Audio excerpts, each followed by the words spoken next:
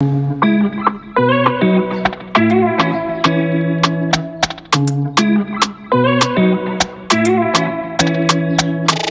va faire l'action du jour, si vous le voulez bien, qui est une action en plein retournement et qui a une configuration qui est très intéressante. Donc allez, c'est parti pour Alterix, donc tout de suite.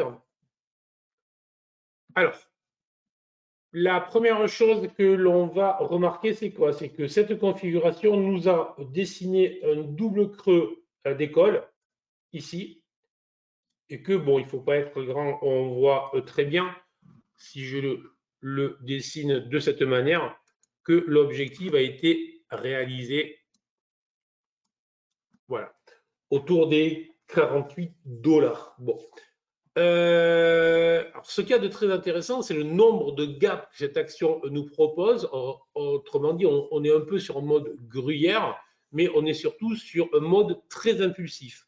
Après, alors qu'on a beaucoup d'actions qui sont très en retard, là, excusez-moi, qui ont déjà fait des records, là on est sur une action qui est à la fois en train de tester, de refermer un ancien gap ouvert ce printemps, d'accord, qui est en train de valider un objectif de double sommet.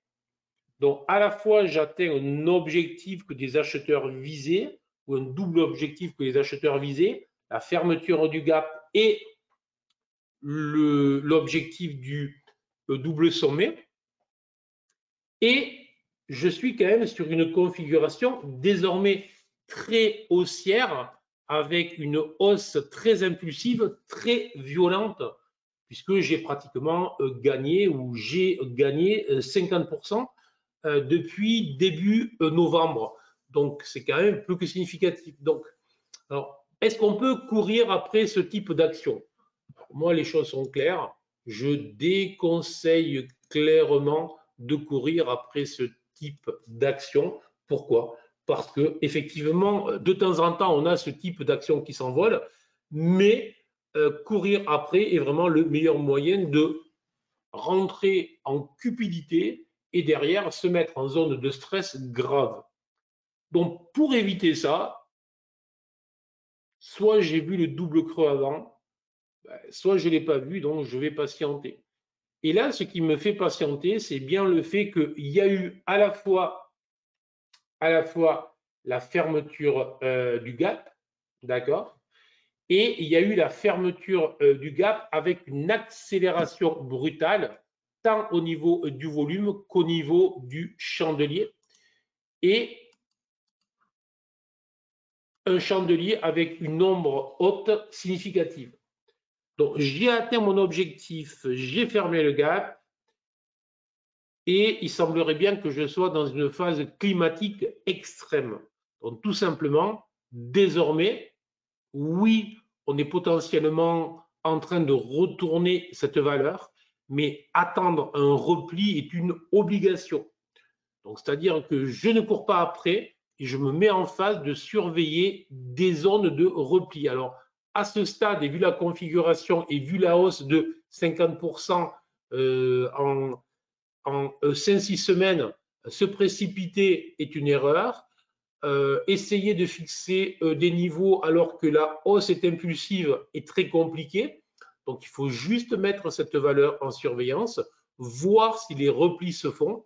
Et si les replis se font, se dire qu'à ce moment-là, je vais attendre des signaux, typiquement des chandeliers japonais ou sur des unités inférieures, des signaux m'indiquant que je peux rentrer à l'achat sur cette valeur.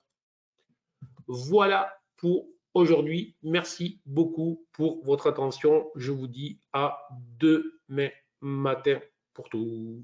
Ciao, ciao.